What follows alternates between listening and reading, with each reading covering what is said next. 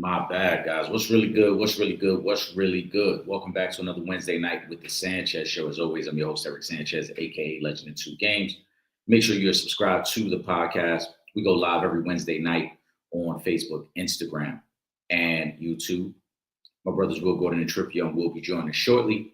We're only going for about an hour tonight. It's Thanksgiving Eve. Hope everybody is enjoying their day. Hope everybody's prepared for tomorrow. Hope you're spending time with family. Hope you're going to kick back and enjoy the games. Or if you're a Stranger Things fan, you're probably binge watching tonight. Either way, I hope you're enjoying your night.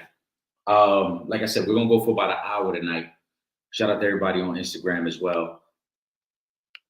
Shoot us a like, shoot us a comment. Make sure you follow. Make sure you subscribe. Before we get started, I want to send out thoughts and prayers. I'm down here in Southern Maryland, just outside of D.C. I've talked about it many times. There was an incident that took place a few hours ago in D.C. where someone lost their life. And so thoughts and prayers go out to the family. We don't know the details. We do know 2 National Guard officers were randomly attacked and shot at. The early reports are that one has lost their life. So I do want to send out condolences to the family. Now let's get to some things that we got going on tonight. It is week 13 of the NFL season. We got NBA Cup going on. I got Boston and Detroit in the background. It's coming down to the final possession. 17 seconds left. Detroit with the ball with an opportunity to take the lead. We're going to get into these questions and comments. We're going to get into the picks as we always do. Let me put my picks across the bottom of the screen because last week I had a very good week. So if you're not tuned in, if you're not locked in, make sure you get familiar. Last week, 9-4-1 against the spread. Primetime games, we were really good. We were good on Thursday night. We had the Texans +6. They ended up winning outright. We had the Rams +7 on Sunday night. They covered that, obviously. I mean, -7, they covered that. I did have the Panthers +7 on Monday night. Bryce Young just, obviously, he didn't want to help out there. Bryce Young did not want to show up. He looked disgusting in that game. And I think one of the things we talked about before that game was, could the Panthers threaten for the division? After that performance, I have no trust in anybody in that division other than the Buccaneers. Trip, once you're ready, bro, give me a thumbs up. Okay, get yourself situated there. But in terms of the picks last week, we had a great week. What did we have last week? We had the Chicago Bears -2.5. They covered. We had the Colts +3.5. They lost in overtime. We had the Ravens cover. We had the Packers cover. Obviously mentioned the Rams. Dallas was probably our big one from last week. We love Dallas getting 3.5 last week. We like them this week, and I know we're going to get into that game as well. But Dallas, 9-4 overall. Trip Young had the best week out of all 3 of us. Straight up last week, Trip was 12-2. We're going to bring him on to the podcast. I mean, what better way to introduce my brother than to highlight how he did last week? 12-2, Trip. How you feeling? Well, 12-2. Who didn't win on mine? So it's crazy. You had Buffalo for the Thursday night game. And they should have won that one. I was about to say, remember, they were down at the 10-yard line with a chance to win the game. Yeah. You had your other loss what was your other one? Hold on. Oh, Saints. The Saints won last week? No, the Saints lost. You had them going against the Falcons. Oh, the Saints, yeah. Falcons. Okay. And listen, I can't even be mad that you picked the Saints. I also had the Saints last week. Because they was in New Orleans. They were at home. Obviously, no Drake London. You had Kirk Cousins playing, and somehow the Saints just, as I love to say, shit the bed. Yeah. So there's that. But my brother, how are you doing tonight? Man, I cannot complain. I just left my students not too long ago. We filmed a little movie, so I'm having a good time. But I am ready for these next couple of days off. I completely understand that. Shout out to the kids. Hope they're enjoying their Thanksgiving break. Shout out to Trip, obviously, on Thanksgiving break. We're only going for an hour tonight because, like I said, it's Thanksgiving Eve. So I know we got people's attention for a little bit of time as they preparing the food for tomorrow, as they getting everything situated. So we go for about an hour. In the background, I got Boston and Detroit right now. It's just 9.9 seconds left. Boston looking to go up 3 right now. And what's been a really good game. Detroit's 13-game winning streak is on the line. But let's go ahead and get to the questions and comments, man. Like I said, whenever. Oh, right now, that's crazy. Say that again. They won 12 straight. Jeez. Yeah, Detroit boys. Yeah, Detroit's been hot. Like I said, 9.9 left. They're down 3. Detroit just got the ball back. So let's see if they go for the tie with the 3 or if they go for a quick 2 and try to extend the game. But let's get to the questions. Like I said, we're only live for about an hour. Reminder, guys, make sure you are subscribed not only to the Sanchez Show, but Real Fans Real Talk. We'll be back on Monday with Real Fans Real Talk. 7 p.m. as we give you the recap of Week 13 in the NFL, as well as anything that took place over the weekend in the NBA and any other sporting news as well. We're going to start off with some NBA stuff, and then we'll get to the NFL because obviously we know we closed out strong with NFL. Mm-hmm. One of the biggest stories of the week, Chris Paul retires. All right. Shout out to Ron. He says, but it's not to the end of the season, though. Yeah. He's saying it's going to be his last season. Yeah. Shout out to Ron. He said, announces his retirement after the season. What's your thoughts on his overall career, where he ranks in point guards, best point guards ever? Go ahead, Trip.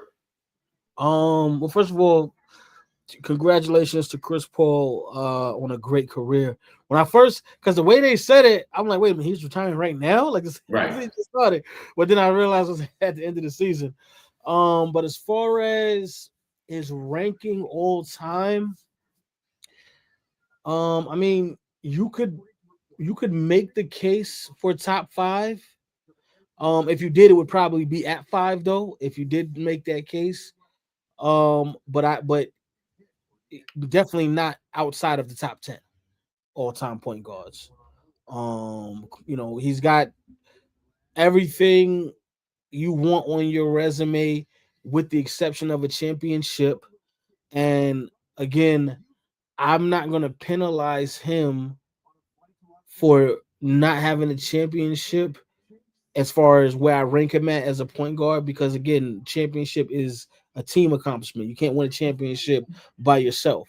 But if you're just looking at his resume, he's got the All-NBA appearances, he's got the All-Stars, he's got the playoff experience, he's got the Olympic experience. He was one of the top players in basketball, one of the most highly sought after point guards. I remember the Lakers trade that never happened.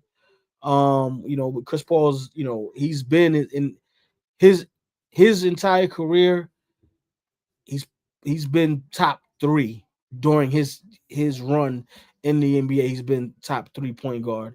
So, first ballot Hall of Famer, I believe, hands down. First ballot Hall of Famer. I completely agree with that. He's not a top 5 point guard, but I do think that for a long time the knock was, could you win with Chris Paul? When he helped Phoenix get to a finals, that kind of put to bed those rumors. Granted, they didn't win, but they were up 2-0 in those finals, and it took Giannis having a Hall of Fame type performance to beat Phoenix. So Chris Paul, to me, is a first ballot Hall of Famer and does land somewhere in the top 10. For me, top 5, I mean, we're talking Magic, we're talking Isaiah, we're talking Steph, we're talking John Stockton. I think that's easily the 4, and then Oscar Robertson. I think that's got to be the 5. Like that's the blueprint for the best 5 point guards of all time. After that is where it gets tricky. It's all about preference. I think Gary Payton, Jason Kidd were better point guards than Chris Paul in terms of player, like individual player. But in terms of actually running an offense, Chris Paul was probably better than both those guys, right? Gary Payton was the better defensive player. Chris Paul was no slouch, but Gary Payton, again, was a defensive player of the year, multiple time first team all defense. But in terms of running an offense, Chris Paul was better there. Jason Kidd is probably one of the true prototypes of a guy who can initiate offense, but Jason Kidd wasn't the threat that Chris Paul was offensively in their prime anyway. You look at, people forget Chris Paul at his peak was a guy as a point guard that could get you 20 and 12 every night as a point guard. And that's as a point guard who's 6 feet tall. Like, he was not one of these bigger point guards. Like I mentioned, Magic, when you mention, obviously, Oscar Robertson, these are bigger point guards. Chris Paul was a typical small, beneath the rim type point guard who rarely ever dunked, but yet could get you 20 and 12 every night at his peak. So I think he lands somewhere in the top 10, and it's about preference. Again, as the game transitioned and we got these super athletes like Russell Westbrook, yeah, Chris Paul was never that type of point guard. But in terms of running an offense, yeah, there's not too many guys who are better than Chris Paul at running an actual. was a more of a scoring point guard, whereas Chris Paul was more of a facilitator, but he could put up points for you. Right. But I'm gonna run down a couple of these accolades: 12-time All-Star, 6-time Steals champ, 9-time All Defense. The NBA 75th anniversary team, 5-time assist champ, 11-time All NBA, and he was the Rookie of the Year and All-Star Game MVP. Yeah. That's why I said, if you want to, you could maybe make the argument that he's at 5, but I can't go past 10. Like if you come in and tell me that Chris Paul is not you, but I'm just saying in general, yeah. Come in and say Chris Paul is not in the top 10 of point guards, then you don't watch basketball. Clearly, yeah. Chris Paul is easily, like I said, top 10. Now, I laid out the 5 that I feel are legitimately better than him as not only players but just resume. Yeah. Again, you're talking Magic, you're talking Isaiah, you're talking Steph, you're talking Oscar Robertson, you're talking John Stockton. Those to me are the 5.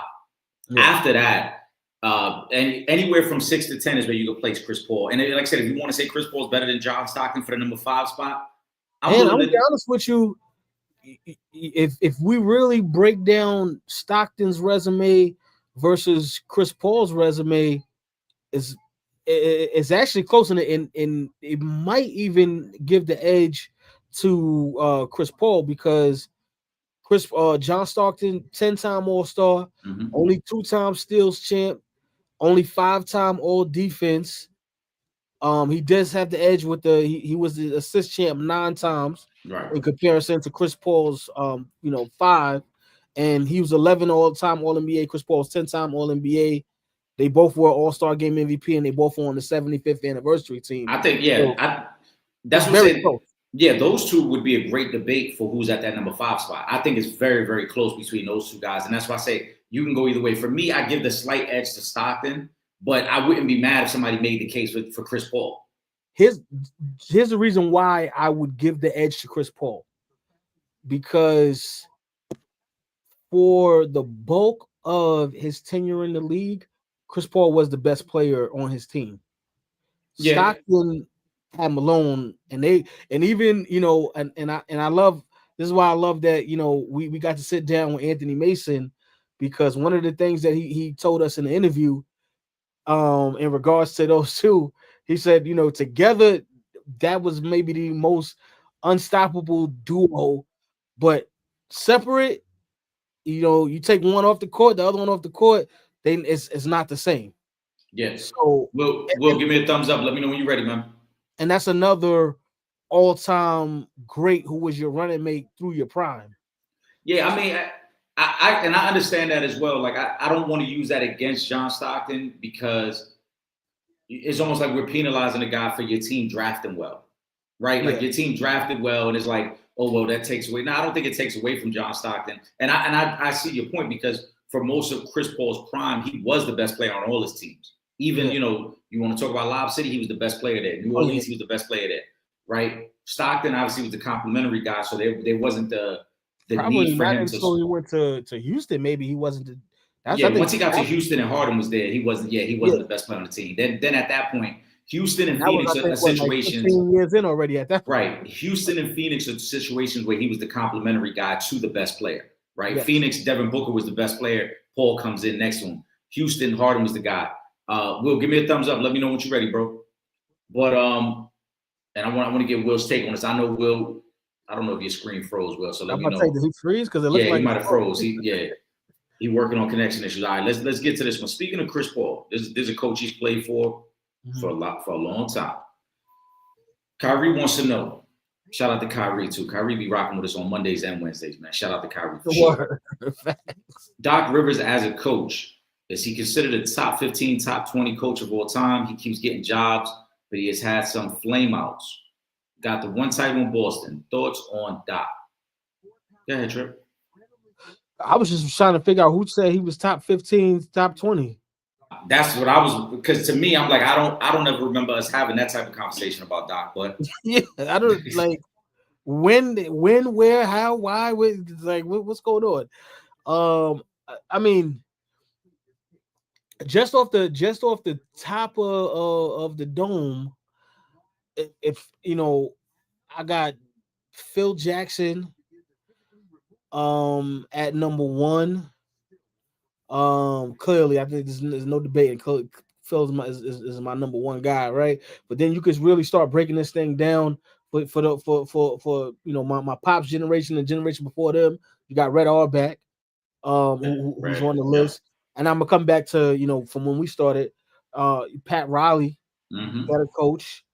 We can go now to current day. Eric Spoelstra, Yeah. I believe, is a better coach.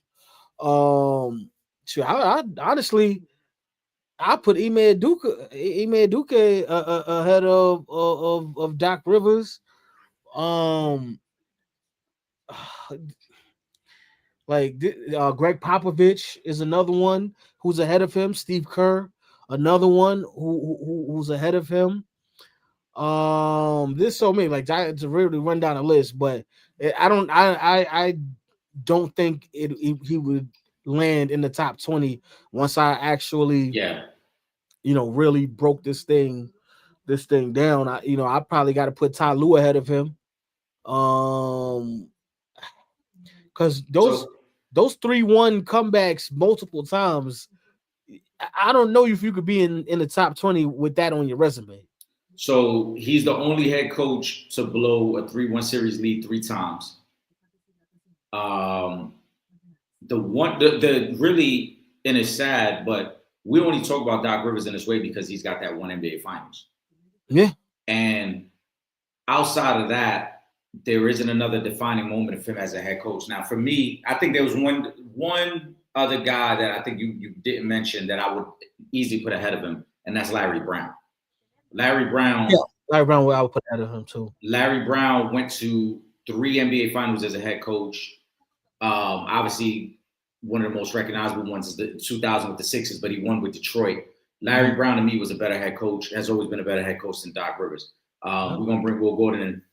Will in the building, Mr. Unpopular Opinion himself. What's good, bro? What do you do, baby? I throw Jerry Sloan in there too. Yeah, I was about to say, I think when you do, in terms of Doc, like I said, it's not just the flame outs. It's how many times, even when his teams have been favorites to win series and they didn't win series. Because you look at the years with the Clippers and Lob City, a lot of those times they had a top 5 team in the league and didn't even get out the second round of the playoffs. Mm-hmm. Right? You're talking about a situation, in Philly. He was brought there to kind of get them over the hump. They lost in playoff series where they were favorites to win. So Doc Rivers, you take away those 2 runs with Boston, those 2 finals runs. Mm-hmm. I think every other playoff series has been a disappointment for them. So to me, Doc to me is a top 15. Yeah, top 15, top 20 coach is a stretch. Well, what you think on this though? Kyrie wants to know thoughts on Doc Rivers. Is he a top 15, top 20 coach all time? Hell no. Right. Without hesitation. Bill Russell was a better coach than. I mean, yeah, we ran down a couple names right off the top of our head. Like, obviously Red Auerbach is one of the gold standards, but Greg Popovich, Pat Riley, Phil Jackson. That's probably the Mount Rushmore of coaches. Those 4. I'll take Larry Brown. I said Larry Brown. Yep. Steve Kerr we had already. Kerr, Jerry Sloan. Y'all ain't talk about Spo? Okay, Spo. Yeah. Oh no, yeah, we said Spoelstra. Shit, Chuck Daly. Oh yeah, we just said Chuck Daly. Oh yeah, absolutely, Chuck.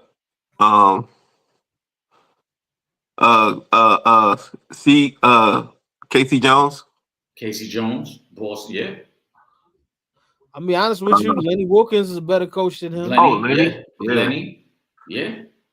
1, 2, 3, 4, 5, 6, 7, 8, 9, 10. That's 13 right there. We're already at 13. And this is coaches. It's not like it's players. So I'd have to like. It's a ton. I ain't thought about. These are the ones that, like I said, we just kind of like just shooting from the hip and saying, yo, we got to 13 pretty quickly. Mm-hmm. So yeah, I don't think he's top 20, bro. I don't think he's top 20, Kyrie. Chauncey Billups. Easy. You can't speak about Chauncey. Easy. Too soon? Cannot speak about Chauncey right now. Yeah, too soon. All right. Hey, speaking of Kyrie, I put Mike Malone ahead of him too. Shoot. Yeah, like how many in the league right now are better than him? Well, we said I think Ime's a better head coach. Oh yeah, we said Ime. We thought was a better coach. If we talk about coaches that's just in the league right now, Ime is a better head coach. Who else? Obviously, we already said Spo. We said Kerr. Oh, in Indiana. Rick Carlisle. Yeah, Carlisle. Rick Carlisle's been to multiple NBA finals with different teams. He did it with Dallas and he's done it with Indiana. Yep. Yeah. He won in Dallas, right? He won in Dallas, yeah. Won in 2014? Yep. He won in Dallas. So, I mean, you're talking, we're already at 15.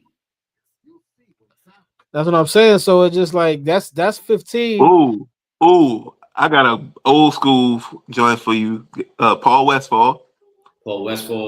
And my man that coached Phoenix when Chuck was there. And he coached in Portland too. He coached in Portland teams that lost to. Actually, I'm thinking of two dudes. You're talking about Rick Rick Adelman. Adelman is one, but yeah, I'm thinking about another dude too. Rick Adelman's career would be different. People forget he helped Portland get to 2 finals, and he was the head coach of that Sacramento team that should have beat the Lakers. Yeah. What about Don Nelson? Exactly. We throwing Don Nelson ahead of him? Don Nelson's ahead of him too. Yeah, who was it? It was I can't remember who coached Phoenix when they lost to was that Westphal? That was Westphal, yeah. Okay. That was Westphal, yeah. It's another guy I'm thinking about too. I can see his face, but I cannot think of his name. He was old ugly white dude with curly hair, like with the Caldy. I can't think. Damn, it's gonna bother me all night. Pause. I'm Let's get to this one. Let's get to this one from Kyrie because he had a follow-up on that as well. Do y'all still feel Steve Kerr is an elite coach? He does weird shit like you need Kuminga, but he has an off game, then you don't play him, but play his white son Pozinski. Sometimes he irks me. Do y'all still feel Steve Kerr is an elite coach? I think he is. Yeah, are you crazy? Hell yeah. What? Yeah, how do you not? Okay, hold on. Let's be clear, right? Coaches are going to go through cycles because just because I could coach until I'm 75, 80 years old, my players can't play at the same level that they played at. So sometimes you got to retool, sometimes you got to rebuild, and sometimes you got to blow the whole thing up and start completely from scratch. But that don't take away from who Steve Kerr is as a coach. How many times has Steve Kerr missed the playoffs? 2 times, I think. And how many years has he been coaching? And Kerr's been the head coach there, 12 years now? Okay, so out of 12 years. And mind you, don't forget that the 2 years they missed the playoffs, that was coming off that season when they lost Clay to injury and KD, and so they came into that next year, they were already shorthanded. So that was my next question. Now, how many times has he had a full healthy roster and missed the playoffs? Oh, never. Come on, we're not gonna disrespect Steve Kerr like that. We're not going. I think I'll be honest though. I think we've seen it in the comment section, whether it's real fans, real talk, whether it's here on the Sanchez show. Fans and our supporters seem to have this infatuation with Kuminga, and they think like Kerr is holding Kuminga back. I don't view it that way. I think Kuminga's a good athlete. He's a good ball player, but what Steve Kerr's coaching for, what the Warriors are trying to do, they're trying to compete for a championship. I don't know if Kuminga is that type of player that's making that type of impact for them. And that's maybe why Kerr has him in and out the lineup so much. Because Kerr's there every day. Kerr sees him. So if Kerr thinks like, yo, the kid just ain't getting it today or it's not clicking, I'm going to play guys that I think will win some games. We're a championship level team. We're not looking to coddle somebody and hope that he gets better by the end of the season. Did Kerr fight to keep Jordan Poole? No. And we see what he's doing now, right? And because people try to say the same thing about, he holding back James Wiseman. He not developing James Wiseman. Where James Wiseman at now? Is he in the league still? No. Okay, so then next question. Yeah, that's why I say to me he's elite because I'm gonna trust Steve Kerr and what he's doing with the guy than somebody saying, well, he should be playing this guy more. I got 2 more coaches we left off the list. Who that? Rudy Tomjanovich. Oh yeah, he not better than Rudy Tomjanovich. Facts. And if you want to throw in Casey Jones in there too. Yeah, we'll throw in Casey Jones. And then Mike Dunleavy. Mike Dunleavy is a good one too. He just don't have the chips. That's right. The only thing Doc got over him. But he only got one. Good. It ain't like he got 5. You know what I'm saying? he went to 2. So shout out to Pooh. She got another question that we're gonna have at the end of the show, but I'm gonna put this one up now. It's basketball related. Have y'all seen Kaya and Anthony play? I watched him the last 2 days. He comes Oh, on yeah. the bench and is solid. He's a 2 or 3 year player. I love Melo. I love Melo is out of the way, but my messy ass wonder if Melo's still hitting Lala. Personally, I think Melo. Shout out to Poole. You know that's. What the hell? I ain't expect that from Pooh. Listen, shout out to Poole, but I'm gonna say this. I think Melo. No disrespect to Lala. I see Melo's second baby mother. He on the big and better things, man. He on the big and better Hey, things. I seen Melo before Lala. Like he Melo's doing okay. very well for himself. Yeah, He Melo's would be doing very okay. well for himself Yeah. out here. Yeah. All right. Don't get it twisted. Melo, you talking about Hall of Fame Melo walking the streets of New York right now at what, 41, 42 years old? He chilling. He doing And the good. podcast popping. The podcast is popping. He's on the scene. Like you said, he's sitting courtside at Knicks games. He's at Syracuse games. He got a lot of free time right now. I'm sure he's doing very well for himself out there. Let's He see just what had your boy on there. He just had your boy Hot on there. Yeah. I got to go back and see that one. Yeah, it was all right. Shout out to Ron. He says college basketball is now on TNT regularly, and it's been cool to see Chris Webber and Jalen Rose working together on the set. Remember, they didn't talk for years. Absolutely. I will say this year, and I think, Will, you and I mentioned it. If it wasn't last week, it was the week prior. The coverage of basketball this year has actually been really, really good. Mm-hmm. Between NBA on NBC, Prime, like I said, college on TNT, ESPN, we're getting all these great different crews analyzing and covering the game. And to Ron's point, to see Webber and Jalen Rose together, I think that's been great as well. And I think where we as consumers were going into the season as critics of how many different ways you have to be able, to be able to tune in the games, how many different services. That was our view of it going into it as consumers. But now what that has done has given opportunity and platforms for guys that didn't have that before when there were only 2 or 3 options. Now you got all these different options. It's giving all these guys that we wouldn't have heard from before, and giving opportunities for them to cover the games, and that's what's making the NBA fresh. I think actually the different services that all the games are on now is actually saving the NBA at this point, because without that, I don't know how interested I would be. I mean, there's still some good storylines in the NBA, but I'm telling you, before I was never checking for NBA games before Christmas. Like, I mean, I casually watch and check in, but now it's like, okay, who plays tonight? Who's on Peacock tonight? Because I watch it on, like, if this is going to be on NBC, I watch it on Peacock because they stream in 4K. So, like, who's going to be on the Prime game? Streams in 4K. You know what I mean? So, so every night I'm checking to see who's on, which streaming service I'm going to find it on.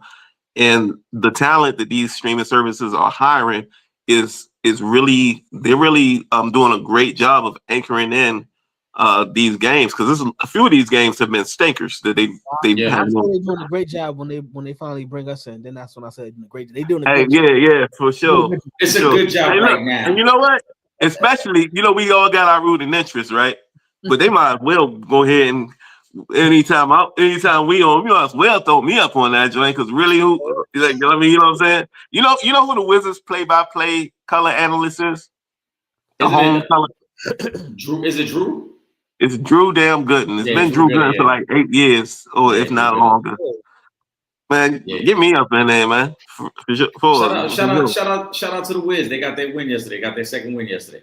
Yeah, because I bet against them.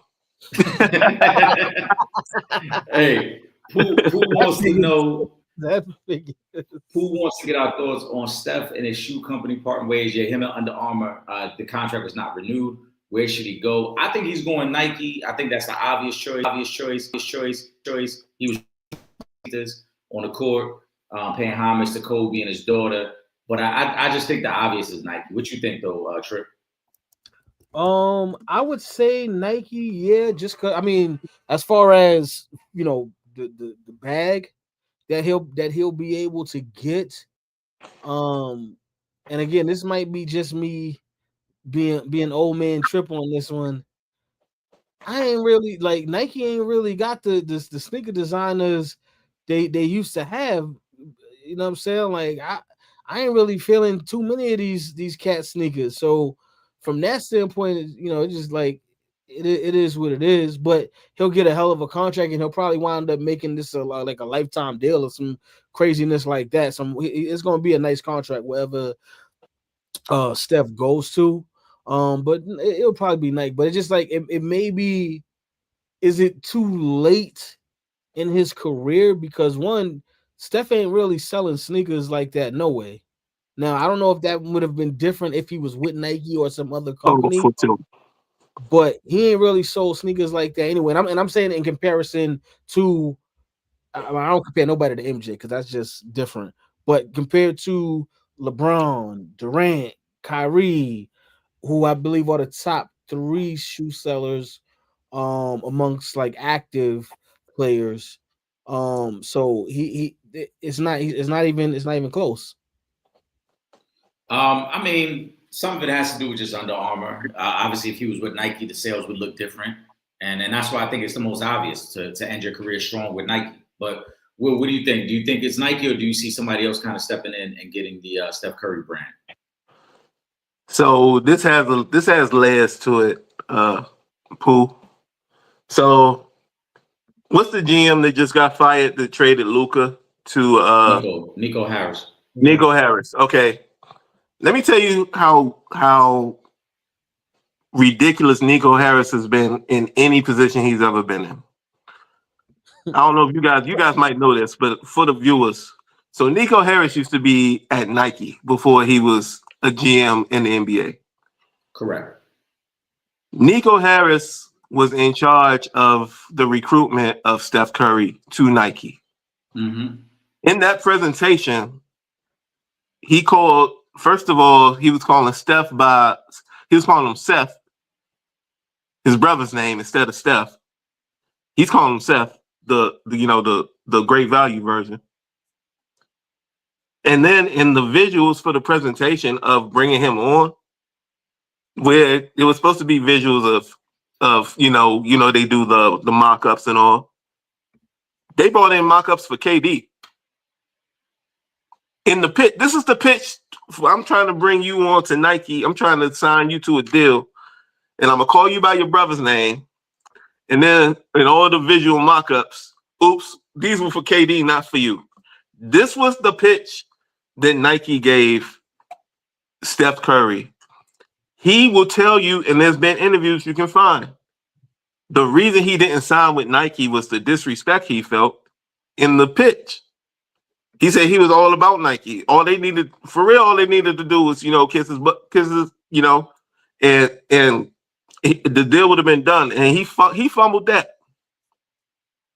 Fast forward to what, and he signed with he signs with Under Armour, who's trash, who's always been trash. Under Armour's a brand for old white people, golfers and whatnot. And listen, Under Armour, Kevin Plank from the creator and whatever of Under Armour, he's a Maryland alum. That's why Maryland's an Under Armour school. That's also why we can't get 5-star recruits. It's because dudes ain't trying. These youngest want that gear. And who's going to a school that's got I'm trying to get all that good Under Armour. Never, nobody said no young kid worth a damn was checking for some Under Armour. You know what I'm saying? Nobody. They looking for that Nike, or they, you know what I'm saying? They looking for that Nike. Ain't nobody looking for that because Under Armour is based in Maryland. I think it was just a natural connection for Maryland to go with them. No, Kevin Plank's a Maryland alum. Like he's a graduate. But I'm saying the whole connection to the area just made sense for them. Yeah. But I mean, I do agree in terms of if you're a young kid going on a recruitment visit at Oregon who got a whole Nike damn facility and they're giving you 6 pair of free Nikes every year. But if Maryland wanted to go that route, remember, if Maryland wanted to go that route, they could have, because Georgetown is a Jordan brand school. Mm-hmm. Maryland could have easily negotiated to try to get with Jordan brand. There are many schools in this area that have Jordan brand ties. But you got to also think about when they signed with Under Armour, was when the not to make this about Maryland, but that's when the program was under turmoil, and exactly why they left the ACC, because the athletic department was drowning. Kevin Plank helped save them with the Under Armour sponsorship, and that's why they left the ACC and joined the Big Ten, because they needed that football money. And that's when you saw the Maryland uniforms. Remember when Maryland came with all the different uniforms and the helmets and all that? That was all time. Yeah, they tried to recreate what Oregon was doing. Yeah. Yeah. And then no, what I was trying to say was, now Nico Harris gets fired, right? And the day Nico Harris gets fired is the same day Steph leaves Under Armour and is now a free agent. And he didn't have, and it wasn't about timing of the contract. It was more so, to me, I'm a conspiracy theorist, Mr. Unpopular Opinion. I'm gonna think that he's like, all right, so now that Nico got fired, I'm gonna throw it in his face, leave Under Armour, get that Nike bag that you should have got if you was on your P's and Q's before. I'm just saying. I think that's a bit of a reach, bro. Because remember, Nico had to leave. He had to leave his position at Nike to go with the Mavs, and I think the bigger conspiracy is Nico getting fired from the Mavs, because they fired him with the thinking of, oh, this trade has gone bad, and look at all the backlash we got from fans. Y'all didn't know before the trade that there was going to be massive backlash that you traded Luka. Like you guys didn't have a sit down where you said, hey, let's weigh out our options and how does this work for our team, and then how does this hurt our team moving forward. And Nico, to me, became the scapegoat for everything that's wrong in Dallas right now. Whoever signed off on that trade should be the one to lose their job. Now, it's not going to happen that way, obviously, because the new ownership group is who signed off on that trade. But the irony with Nico is he gets fired, and then like 2 days later, we hear, oh yeah, Dallas is willing to trade Anthony Davis. So you're telling me you traded Luka for a rental of Anthony Davis for half a season before you trade Anthony Davis? If that's not the worst fucking trade in NBA history, I don't know what is. Yeah, I mean, we knew what that was. We knew it was that at first. That might be the worst. Which one? Kwame Brown for Pau Gasol. Nah, this would be worse, because at least Powell was kind of underachieving in Memphis. He was an all-star, but he wasn't living up to like potential.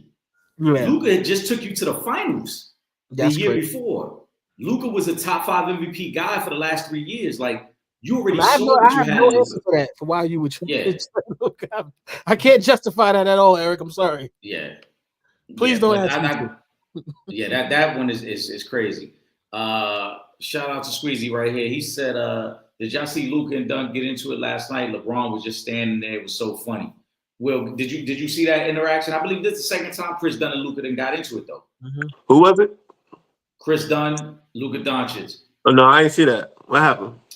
They had to be separated. They were shoving. But this happened before when Luka was in Dallas, and I believe Chris Dunn, was he in Phoenix at the time? I got to double check when they got into it before. But they have a history on the court anyway. So, Chris Dunn. Yeah. From where he go to school? Then he go to Providence. That's funny. He went to Providence.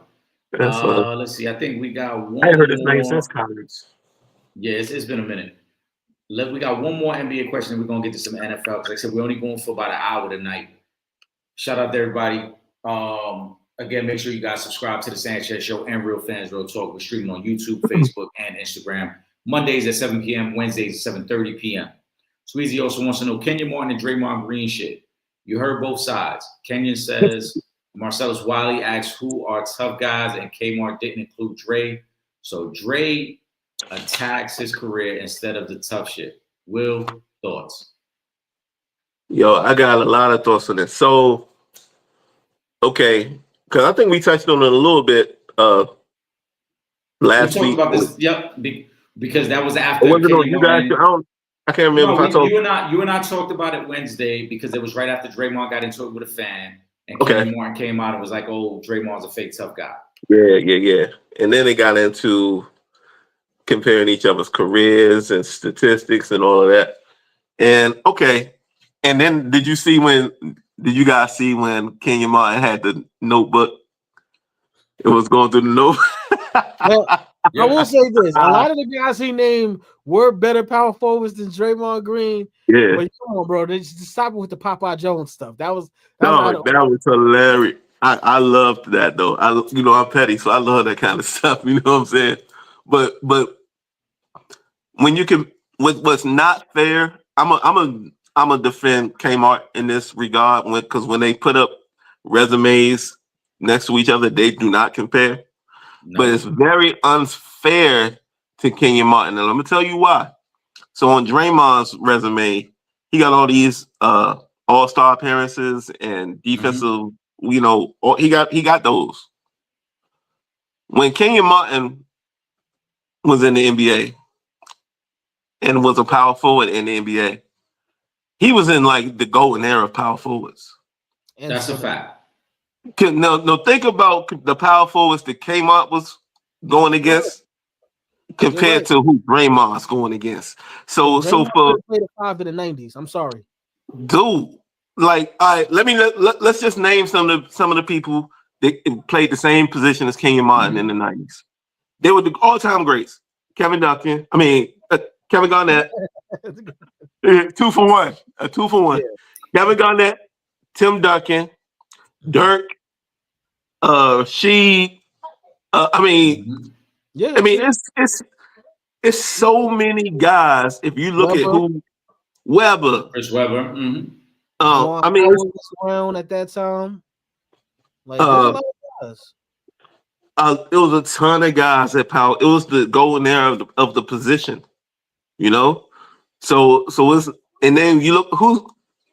Now let's look at Draymond's era at power forward. Who we really talking about at power forward? Because actually, it's not even really a position. It's hardly a position now. So who are we really talking about as far as big versatile guys on the block that a Kenyon Martin would have had to face? AD, who we can't do nothing with. Well, when he's at his peak, but let me see who else. If we talking fours, it's tough because they label it positionless basketball now, and everybody's a stretch 5. I guess you want to throw Giannis in there, but he's not even. That's what I'm saying. Like power forward. I do agree with you on that though, Will. I don't think you can even compare the All-Star game appearances. Is not a fair argument. One, because that's completely a fan vote, especially during Kenyon Martin's era. That was a fan vote. And there was so many guys that were legitimately better than Kmart. It's so many guys, and even still consider, right, the way they used to do the voting before was guards, forwards, centers. Yep. Right. So let's say hypothetically, right, Kenyon Martin he spent half and half because he spent probably his best years in Jersey, and then he spent part of his career in the West. When you're talking forwards in the East, Paul Pierce was on that list, right? You're not getting all-star nods over Paul Pierce. You're not getting all-star nods on his own team. He wasn't getting all-star nods probably over Richard Jefferson. He wasn't getting all-star nods over a lot of guys at that time. So it's tough to compare like where you should have been as an all-star. So I agree with that 1,000%. I don't think that's a fair. If you're comparing the resumes, I don't think using all-star appearances is fair in either direction. And the other part to that too is because of the success of Golden State, Draymond was going to make the All-Star team a lot more than the average third guy on the team would make. That's why I say, but hold on, that's exactly why I say it's not fair to use that, because I'm gonna give you an example of a guy who was not an all-star but made an all-star because his team was good at the time, right? Remember that year when Detroit sent 4 guys to the All-Star game? Mm-hmm. They probably didn't deserve to have, like, Chauncey was probably the best all-around player. I don't think Rip Hamilton was really an all-star at that time. Ben Went and Tayshaun. Tayshaun, right. Tayshaun definitely wasn't an all-star. Yeah. But the success of the team, and because it's a fan vote, allows you to get in. So Draymond benefited from that as well. We know that. I mean, the Warriors were the hottest ticket in the NBA for about 5 years. And one more thing on that, well, two more. One question for both of y'all. What year did Kmart come out? Was that like 98, 97? Probably around that I want time. to say 98 because the Nets went to the finals in 2001. Okay. Yeah, because And then Kenyon was No, there for like 2 he years. came in 2000. 2000. Right. Okay. Oh, that's Right, and even then better yeah, than. because him That's and even better. Marbury played together for like a year and a half before the kid trade got kid there. Yeah. So that's So why I I was just using that example. Yeah. I just did a little quick Google on my iPad on 2000s NBA power forwards, and I clicked on the link from fadeawayworld.net, and it brings up the guys we mentioned. You know, the Timmys, the Kevins, Dirk, Webbers, Powell. We forget guys like that was still in that pocket. Amari, Mm-hmm. Dog, Oh yeah, yeah. Oh, that's Dog. what I'm saying. It's not, bro. It's not even. It's like I said. It's not, that part is not even a debate. It was Yeah, never fair. It was never Kenyon Martin Debo, in Debo. terms of like all stars. You can't. I don't think that's a fair. That's to me, for most guys, that's not a fair argument because the all star is a Yeah. fan vote. It's a Yeah, popularity contest. How many but then like right now, we could probably have this debate, right? Dame Lillard should have probably played in more All-Star games. But when you look out west and Harden and Curry and Westbrook and Chris Paul was getting all the votes, how many years Dame never went to the All-Star game? exactly. Yeah. And they all got winning records. So Right. And Dame should have gone. So when it's all said and done, right? Like people gonna look at Dame and be like, yo, he was the top 75, but he don't have more All-Star appearances than this person or that person. Well, And that's because and look at the now West. and they were trying to now use it that's against them. now under the new format, guys like Dame would have been making those teams, Right, you know, yeah. which is unfair. It's like they're really tilting history with the way that the changes that they're making. And now the Yeah. last thing on my last point that I wanted to make to you guys with the which I thought was kind of funny on the Kmart and Draymond back and forth was the latest. And give or take 3 games, I can't remember exactly, but I've watched it. Kmart was on the arena, and he was talking about that how he was a reason that the Nets got to the championship. That's not. He's exaggerating. Not the reason. He said a Oh, reason, which he was though. Let's not front. He was Yeah. he No. was part of the Oh recipe yeah, of course. He for was a sure. part of it. He was averaging almost a double when they went Yeah, to the finals. yeah. But what he did, he said, I always held my own, but I never rode coattails. And then he said, he did it because he had his notebook. Without Steph, Draymond's went like games that Steph Curry didn't play. Oh yes, Draymond Green's record is 53-76. That's why it's difficult to compare them because you're talking That about a role player versus a main guy.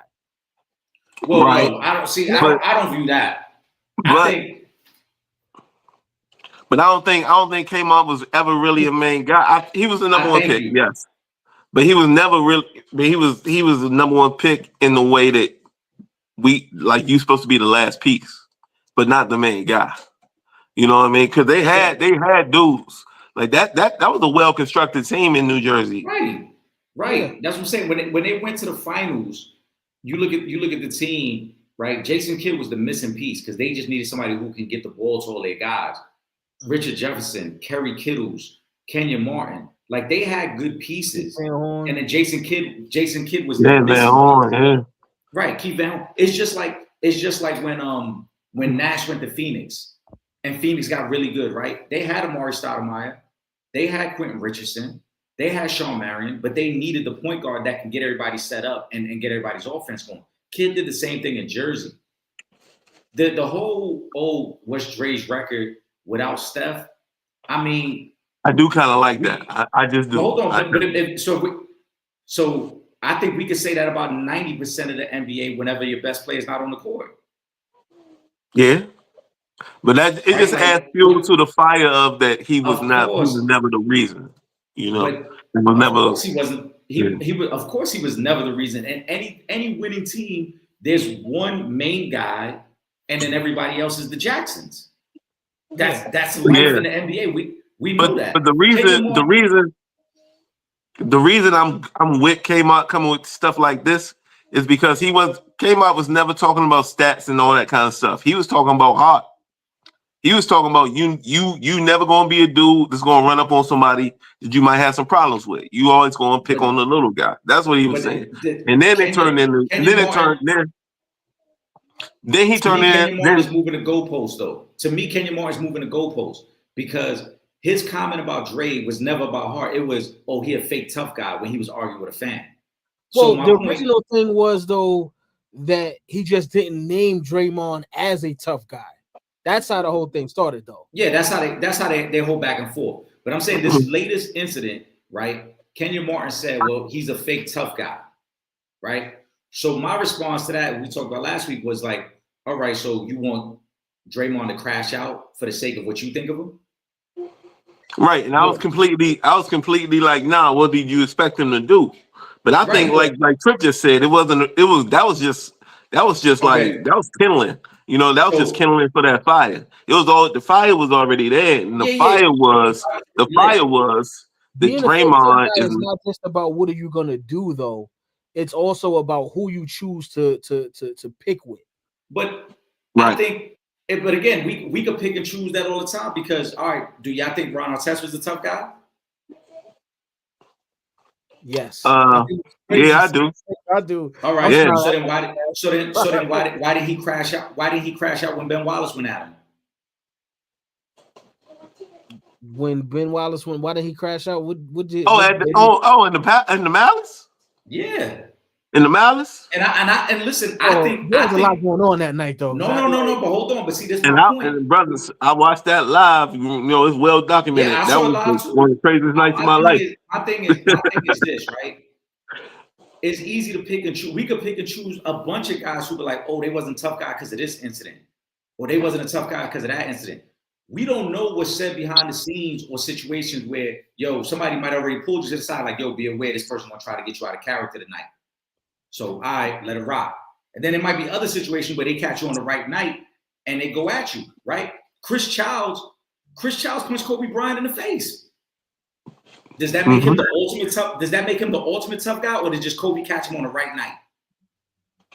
Well, I mean, I think any night he would have did that, he would have got. No, but I'm saying there's a lot of things. Chris Childs was not the tough guy. He gave him the 2-piece and no biscuit. Like Kobe ate that. Kobe ate that. I don't mean you won't fight though. No, but my point is you can pick isolated incidents with anybody. Like I use the same thing with Kenyon Martin, right? Do I think Kenyon Martin was soft as a player? No, hell no, Kenyon wasn't soft. But I've also seen Tim Thomas go at him and then tell him, if you want to see me outside the arena, you can see me. Now, did Kenyon Martin probably want to get it on with him? Maybe. But they also might have been people like, don't take the bait, bro. Don't go down. You know what I'm saying? Don't do that. Just let it rock. And Kenyon Martin probably was like, all right, I'm not going to go back and forth with you. So to me, when we say, or like Kenyon Martin, right? He's picking and choosing what parts of Draymond you want to pick at.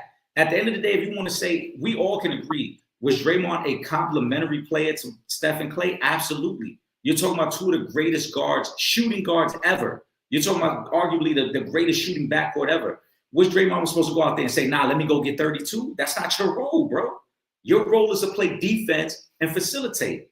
But we can't minimize what Draymond did for that team because if Draymond don't make the sacrifice and say, you know what? I'm going to be the best defensive player I could be on this team. I'm going to be the rebounder. I'm going to be the guy who's willing to be the undersized defender. What made the Warriors special was when Draymond said, I'll play center as an undersized center, which allows us to keep all these shooters on the floor. We don't have to bring another big on the floor.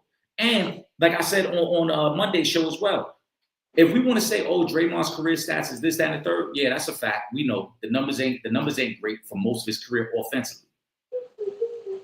They was up 3-1. Draymond gets suspended. Most people will tell you that the reason they lost that series is because Draymond got suspended. If you look at Game 7, Kyrie is known for hitting the shot. Draymond probably had the best game of anybody on the floor.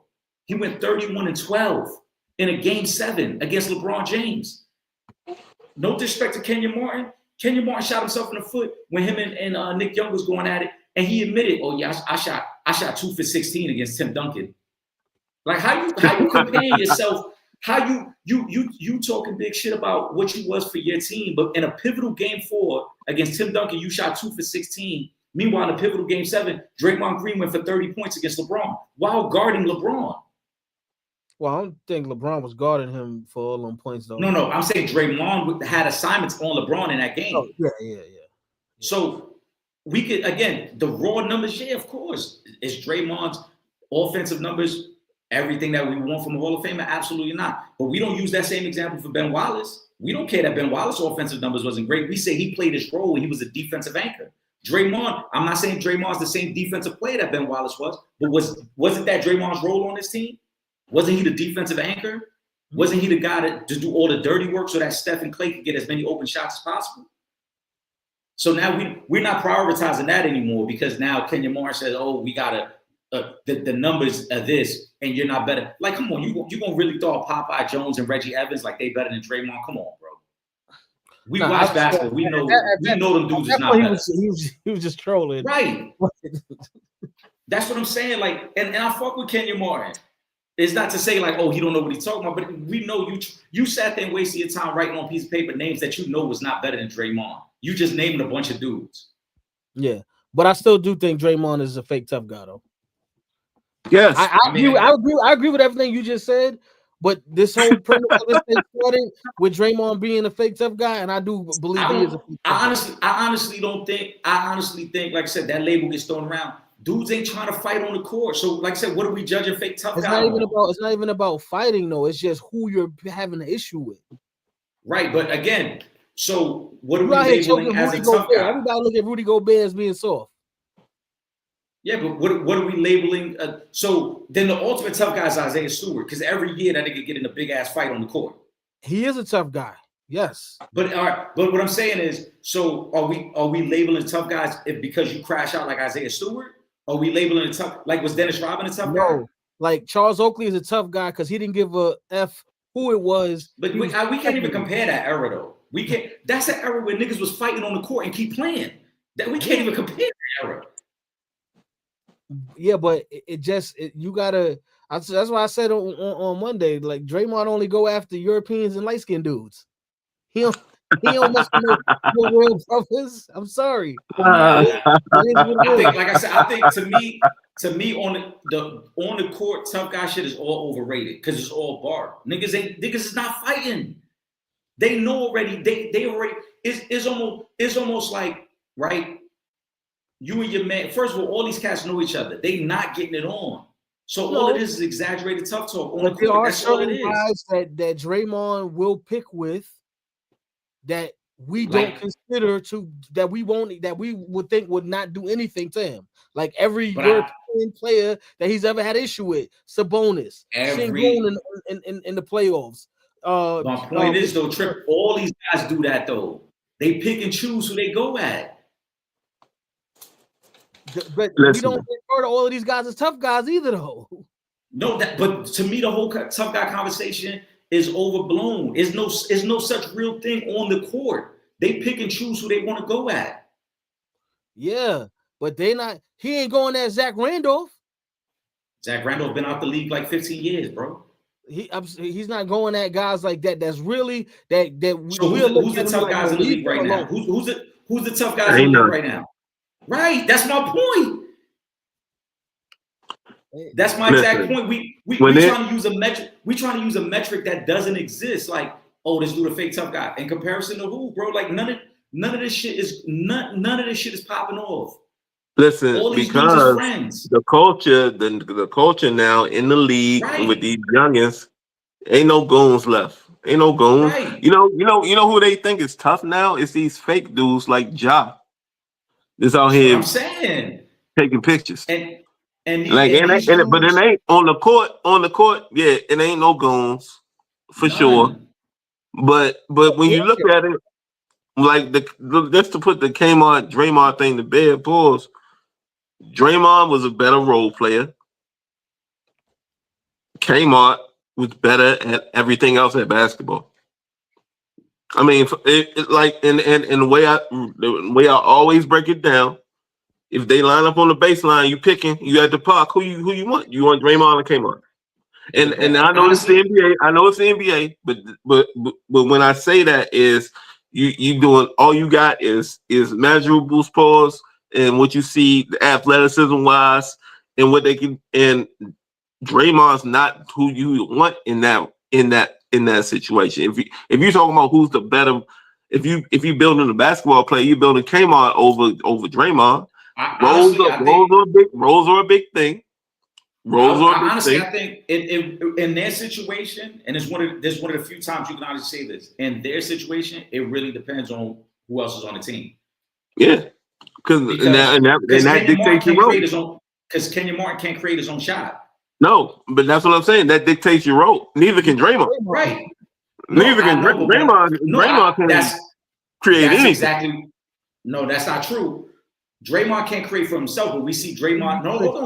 No, I mean for him. That's what I'm talking about for himself. Yeah, he's right. So that's why I said this is a situation where it would really depend on who else is on their team. Because Kenyon Martin, his best years were with Jason Kidd setting up for him. Look at his numbers outside of Jason Kidd. He never had anything close to an all-star year. That's not to say that he wasn't a good player. He was truly a guy that needed to be set up. Draymond. He was also dealing with injuries though too. After, of course, aside from that, I'm just talking. We talking just skill. And to Will's point, right? If you line them up on the baseline, if you're telling me my point guard today is one of the elite point guards, right? And I could pick Kenyon Martin, yeah, of course, because his ability to roll to the rim, his ability to block shots, he's a better asset. But if you're telling me I'm in a situation where I got shooters on the floor, then maybe having Draymond is better because we know Draymond can play that facilitation role. That's what I'm saying. It's about roles. Right. And also, and Ben Wallace was brought up. You know, it's hard about Ben Wallace to judge Draymond because we've only seen him with Golden State. Right? Yeah. Because if he's not in Golden State and it's like Golden State is like his utopia. The perfect everything for someone like Draymond Green to have a highly successful Hall of Fame career. If we saw him in another place, would we get the same Draymond Green resume if he wasn't in that situation? And then on a flip side to that, is Kenyon Martin going to be the same Kenyon Martin wherever he's at? That's what comes back to why Kmart brought up the record without Steph. Is to exactly what you're speaking on. If he wasn't in that situation, what would he be like? And that's why he's bringing up the record of what he was without Steph. And my last thing on this for sure is the Ben Wallace aspect of it. You know, because Ben was brought up, who was a grinder, who was a real tough guy, but his path was so different from a Kmart or from a Draymond. Ben Wallace was a dude was undrafted, that went to Virginia Union. I knew Ben Wallace when he played for this squad. I knew Ben Wallace. When I used to work and show my age when he was with the squad. Him and Darvin Ham, who is now a damn coach. Yes. Him and Darvin used to come to my job. I used to work in a store called Pants Plus in Landover Mall. We was the only store in the DMV that had Timberlands oversized 14. So. And it was, if you know the layout of the area, Landover Mall was a mile and a half from the Capitol Center, which is where the Bullets and the Wizards used to play. Ben Wallace, Rod Strickland, and Darvin Ham used to come in my store on if it wasn't every week, it was every 2 weeks to get a fresh pair of Timbs. And Ben was a good dude. He was like, nobody knew who he was, you know what I'm saying? He was just this big ass. Everybody thought he was a big African because that's what because in Landover there was a lot of Africans back then. But they were like, how's this African 6'10"? But he was just a quiet dude to play for the squad. But on that court, he was that dog. So what I'm trying to get at is his path was way different from a Draymond that was at Michigan State that played for Izzo that was, you know what I'm saying, that was drafted. His path was way different from a Kmart. There was a national player of the year at Cincinnati in the number one pick. He got there the tough way. If we want to talk about tough guys, Ben Wallace was a tough guy because not only was he tough on the court and didn't take no ish from nobody, his path was tough. Yeah. So I just wanted to shout that out because Ben Wallace was brought up. I'm taking Ben Wallace on both. The reason I brought up Ben Wallace is because that's a prime example of nobody ever criticized the fact that Ben Wallace played his role well, right? It's treated like we praise Ben Wallace for that, for understanding, this is how I can be successful, and this is how I can help my team win, right? Outside of his years in Detroit, like you said, his Wizards years, his Orlando years, his Chicago years, none of those years are successful for him individually or as a team. But in Detroit, when he embraced that role of defensive anchor and true tough guy, right? He had his most success. We don't criticize that. We don't hold that against him. They don't win those championships without Ben Wallace.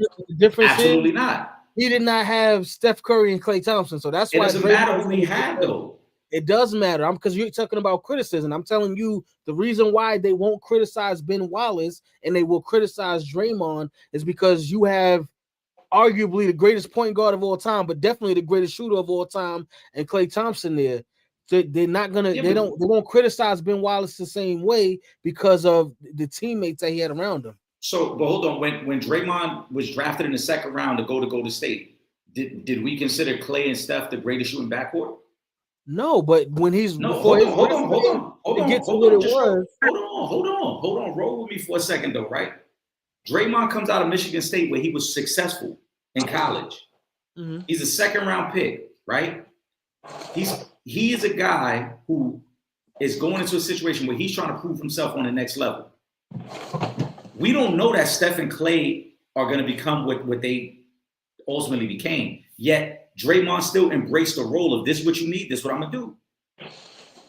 So that's why I say it's easy to criticize Dre. And to your point, right? Oh, he has Steph, he has Klay, his path was easier. But it's not like he went there and they were already that. No, but I'm just into their role. Yeah, no, I'm not disagreeing with what you're saying.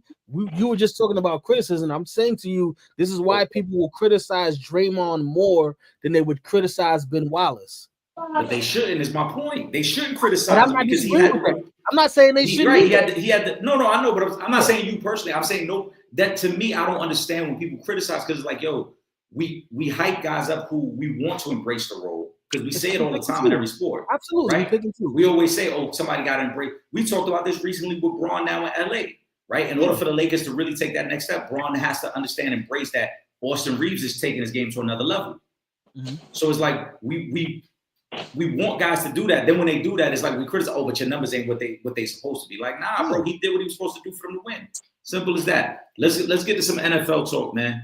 As always, guys, make sure you guys are subscribed to the Sanchez Show and Real Fans Real Talk. We're back on Monday night, 7 p.m. YouTube, Facebook, and Instagram, and as always, Wednesday nights at 7:30 p.m. You see the pixel on the bottom of the screen. We're gonna do a couple of these NFL questions, and then we're gonna get into our 9-leg parlay. Fellas, last week we should have bet on a 9-leg parlay. It was terrible. It was terrible. I wanna start out with my apologies to Trip Young. You had a leg last week that we thought was stanky. We thought you covered that bitch by 3 yards. And my apologies. What Jerome say? My apologies to you. Hey, your joint hit, man. I did not think that motherfucker was going to hit, but hey, it's crazy. I admit when I'm wrong. Because me and Eric was like, yo, wait. Because we were like, whoa, we ain't like that, joint. But yo, we was wrong, and I just want to give you a props. You hit that thing, Paul. It was crazy. It was crazy because the Josh Allen joint literally came down to that final possession. And then on the flip side, you also had Derrick Henry 70 yards. That should have easily cleared. And for some reason in the fourth quarter, they stopped giving the ball to Derrick Henry. Yeah. So, but overall, we were terrible last week. The only 3 things from our 9-leg parlay hit last week. James Cook, anytime touchdown. Josh Allen, 250 yards. And the Jahmyr Gibbs, anytime touchdown. Everything else. Damn. Bolton Short. Yeah, nothing else. Nothing else. See, I should have stuck with my Appalachian State. Getting the points against Marshall. Cause that hit. Listen, you be picking these college games and don't nobody be who be watching these games. Dude, you gotta remember where I live, man. I'm in the Mid Ohio Valley. I'm in the Mid Ohio Valley, so I'm tuned in to these, you know what I'm saying, these obscure Division III college. Now it makes sense. Who watches Appalachian State, bro? Hey, remember? See, people forget Appalachian State beat Michigan like 12 years ago. It was in the big house. To start the season. Yep. Remember that? Yep. To start the season. All right. Let's do this. Let's go through some of the football questions, and then we're gonna get the 9-leg parlay going. Let's start with the first comment of the night from Kyrie. So the Chiefs defeated the Colts. They get the 6-5. Biggest reason the Chiefs won. I said this on Monday. Shane Steichen got too conservative. The Colts had 4 straight 3-and-outs to end that game. What's going on, Princess? Hi. Get out of here. Get out. Hi. Say happy Thanksgiving. Happy Thanksgiving. Happy Thanksgiving. Enjoy your break. My bad, guys. Nah, you good. You good. Shane Steichen got too conservative. Colts, as I mentioned, had 4 3-and-outs to end that game. The Chiefs relied on their running game and they played keep away. That's been my biggest fear with the Colts, that if a team plays keep away, could they generate enough offense? So we saw the issue last week. I'm not too down on the Colts because, again, the Colts, in their 3 losses this year, they've all been 1-possession games. This was an overtime loss. Keep in mind, the Colts have been on the road for their last 3 games. But this was a missed opportunity. To me, the Chiefs really won because Shane Steichen got too conservative.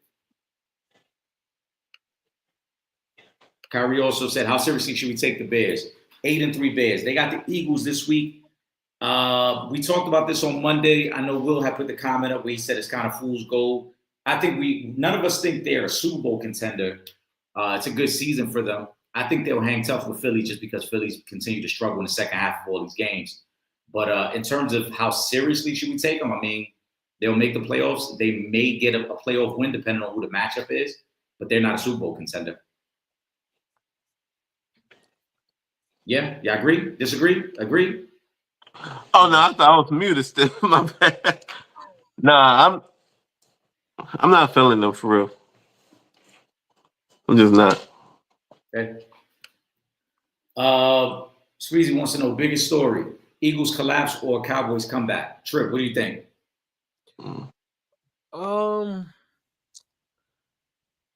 Cowboys comeback is the biggest story.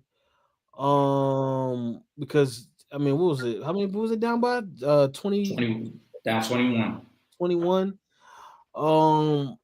For a team that's trying to hang in there and is finally having somewhat of a run defense now, with the addition of Quentin Williams, and I think they've gotten a lot better. But again, this is a team that is expected to be in a Super Bowl. I'm talking about Philadelphia, not Dallas. Mm-hmm. So I would say that the Cowboys comeback was the biggest story. What you think, Will? I think I'm gonna go opposite and say the collapse is the biggest story because you're the Super Bowl champion. Mm-hmm. You're playing a team that you're supposed to be better than on both sides of the ball. You were up convincingly, and you fell asleep at the wheel. And this is not a game where you're just supposed to be like, oh, this is not a gimme. This is a division game on the road that you had in hand. Yeah. Like, and you're clearly not the team that we saw last season. At least thus far, we're not seeing the same team. And you had that game in your hands and you gave it away. That's not like, I think that's the biggest story because Dallas is going to be Dallas. This is just going to be one. This is going to be one of those wins that they point to when they're not doing anything.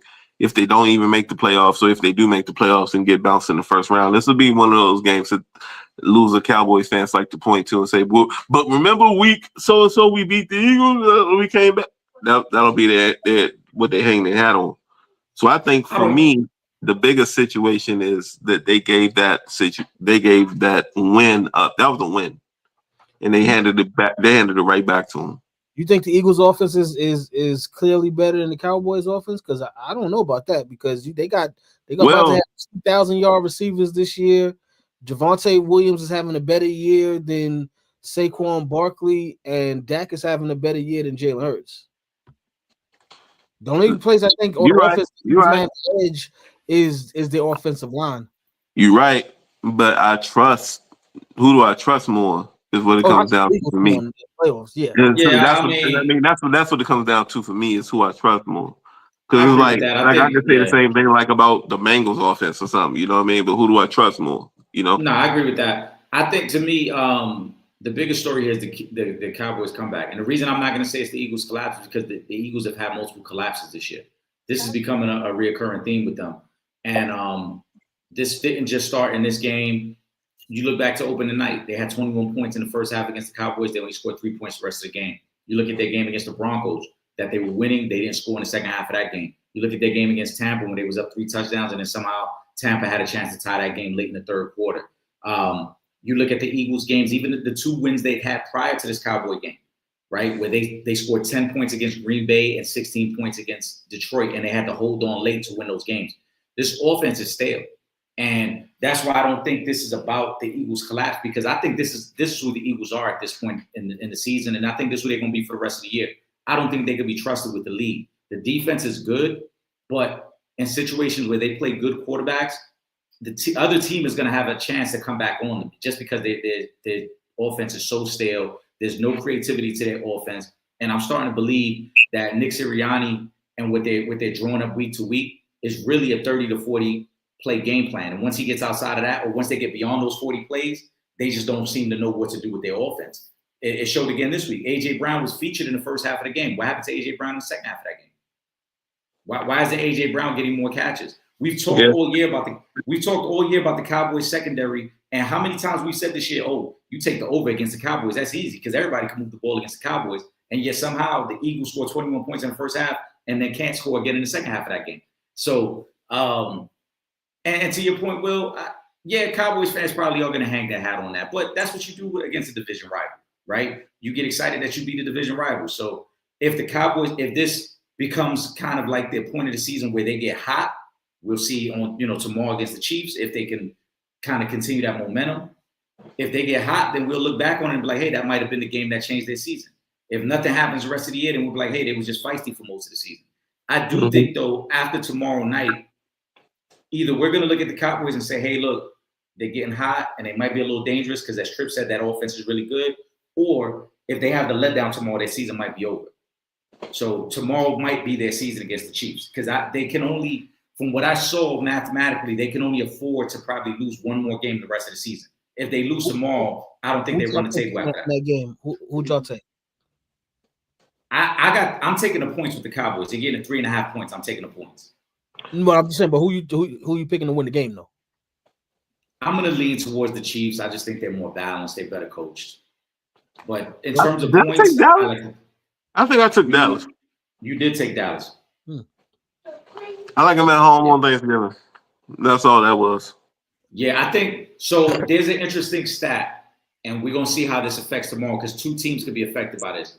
I think over the last 3 years, teams that have had to play an overtime game on Sunday and then had to play on Thursday, the number over the last 2 to 3 years is something like they're 6-23. The Chiefs played overtime on Sunday. The Lions played overtime on Sunday. The Lions, to me, is at a way bigger disadvantage because not only is it a short week, they got the 1 o'clock game, which is I know for the Lions, that's normal, but that's a very odd start time for a team that just had to play Sunday. And now you come back Thursday, you got to play at 1 o'clock.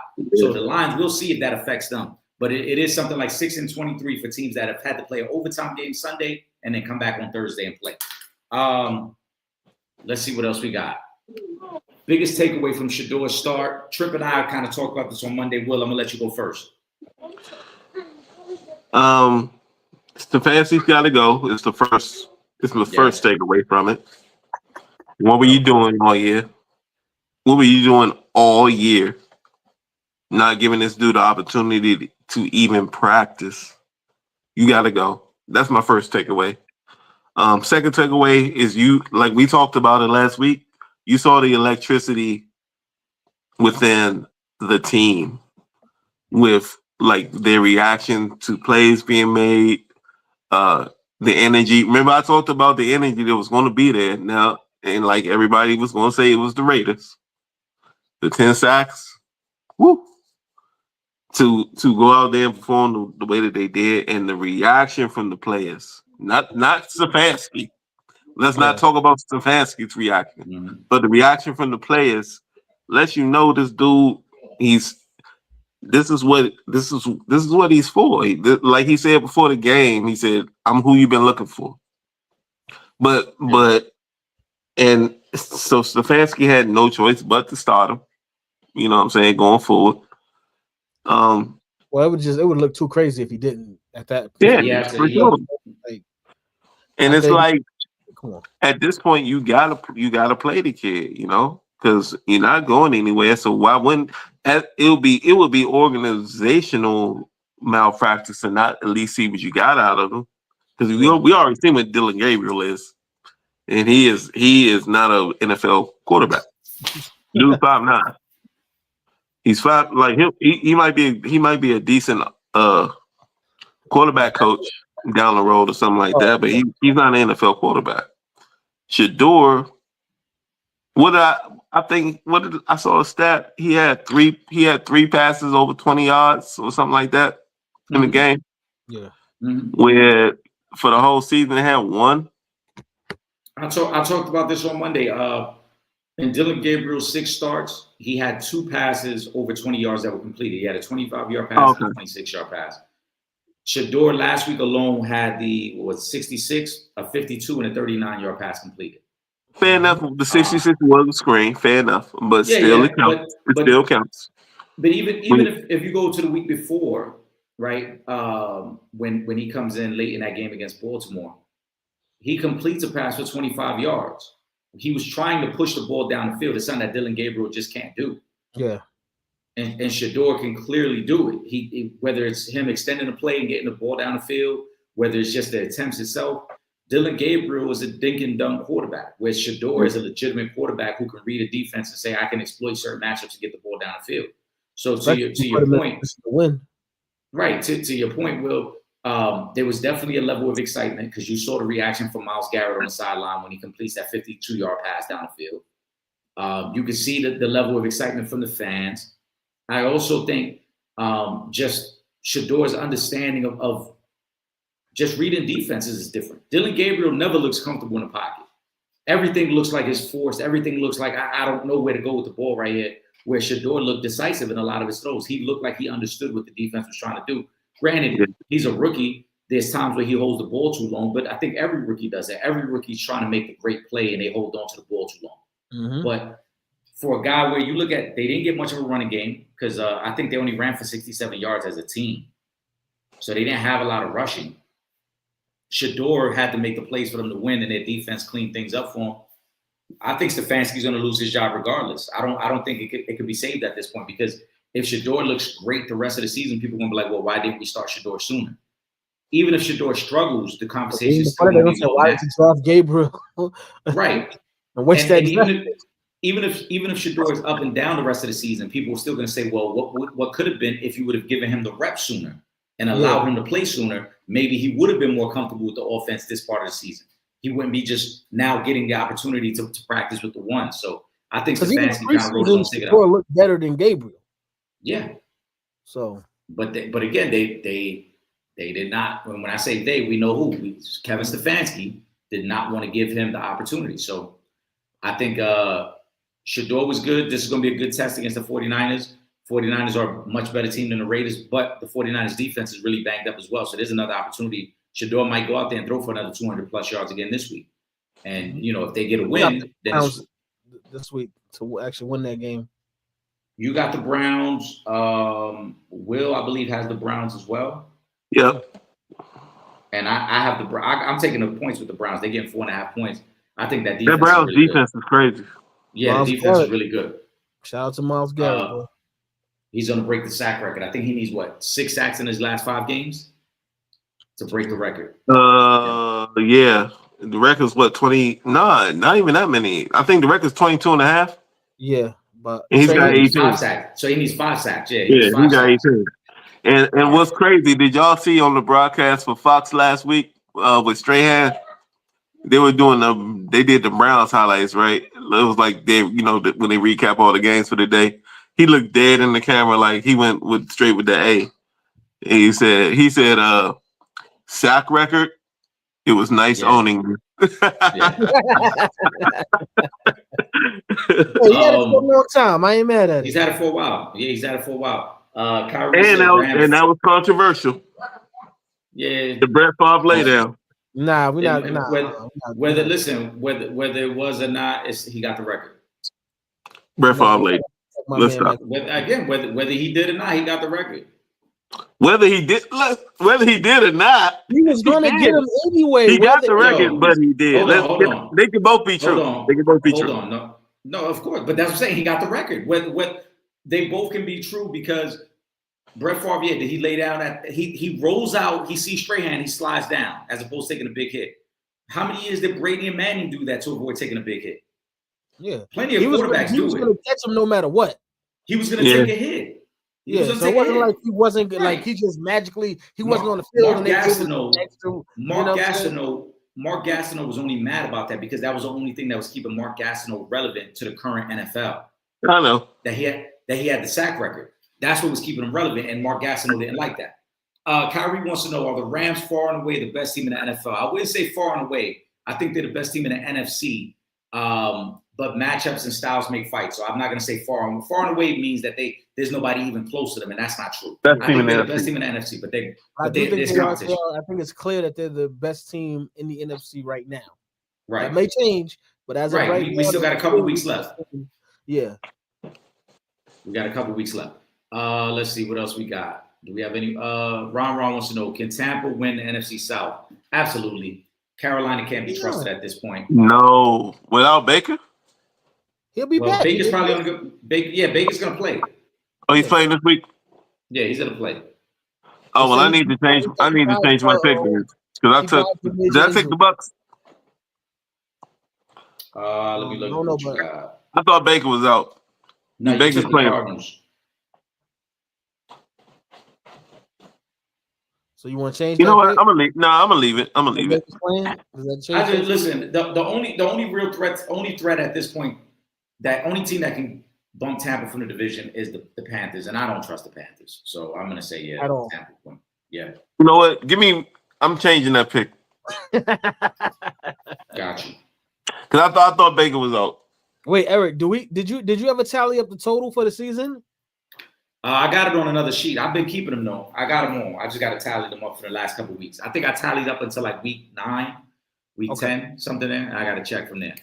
Let's see what other NFL ones in this see. Do the Eagles have an identity crisis? That was Squeezy that said that. Yeah, I think we all acknowledge that they have an identity crisis. They just don't look the same. Let's see. Do we have any other football ones? You're not. Nah. All right, let's go. Let's get into the 9-leg parlay, and then we're gonna wrap up for the night. Again, shout out to everybody on Instagram that locked in with us. Shout out to everybody on YouTube and Facebook. Did you put up that Kyrie comment about Luka? Hold on.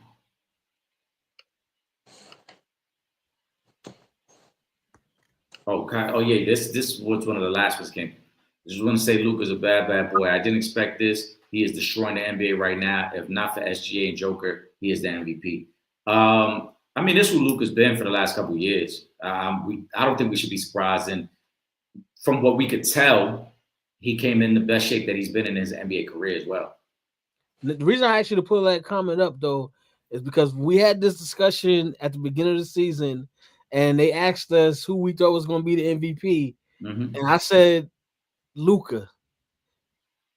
And then he came out and he ain't disappointed.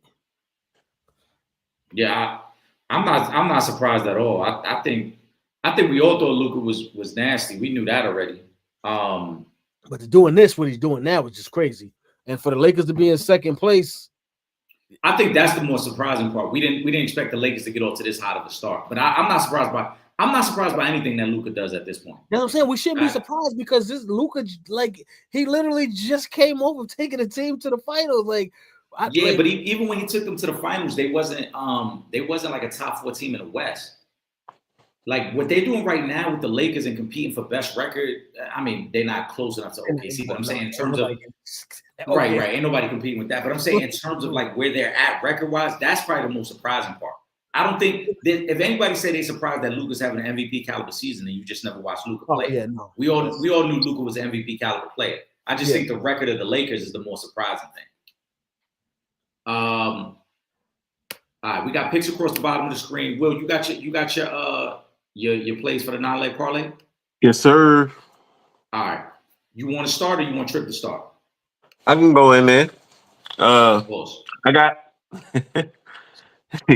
pause. So I'm gonna keep it all gobble. Oh, pause. Thanksgiving. Jeez. Oh my goodness, brother. Whoa. You're on a roll, boy. Yo, that's how I used to back in the day. That's why I used to say gobble. Like, you know how that's the sound turkeys make, gentlemen. Yes. I'm not trying to. We're gonna call this the 3-plate parlay. Because Thanksgiving ain't Thanksgiving unless you have about 3 plates. Let's do that. That cleans it up. 3-plate parlay. This got my mama mac and cheese on it, man. This was going to carry. So I'm gonna keep it all Thanksgiving games. You know what I'm saying? So we got a lot going on in the weekend. We ain't trying to track everything. We gonna get it all done tomorrow. And I got 2 Thanksgiving games as well. And Trip has 1 Thanksgiving game. So we got 6 of the 9. We might know right away. All right, so I might ruin y'all's parlay for the weekend. No. Let's go. Come on. Let's go. So it's all plus money. You know how I do. First leg. That first leg gonna be I got Mark Andrews anytime touchdown plus 100. Guess that. Wait, who you said Mark Andrews for a touchdown? Yeah. Okay. Anytime touch Mark Andrews for plus 100. Then I got in the Cowboys Chiefs game. I got Xavier Worthy. 4 catches plus 112. And then in the this is all FanDuel numbers. And then the touchdown, and then 4+ receptions for Worthy. And then I got for the Green Bay Detroit game, anytime touchdown Christian Watson plus 200. Christian Watson anytime.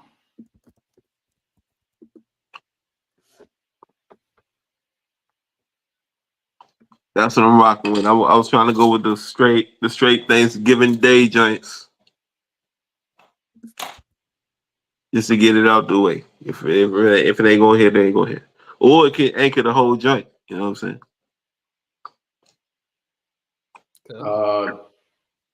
Hold on. So Mark Andrews anytime, Xavier Worthy over 3.5 catches, and Christian Watson touchdown.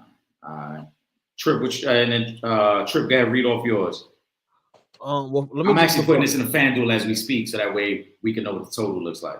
Wait, that 3.5, did that give you plus 112? Because I picked it. Yeah. Okay. Yeah, all right. plus cool. 112. Mm-hmm. Well, you know, Mark Andrews,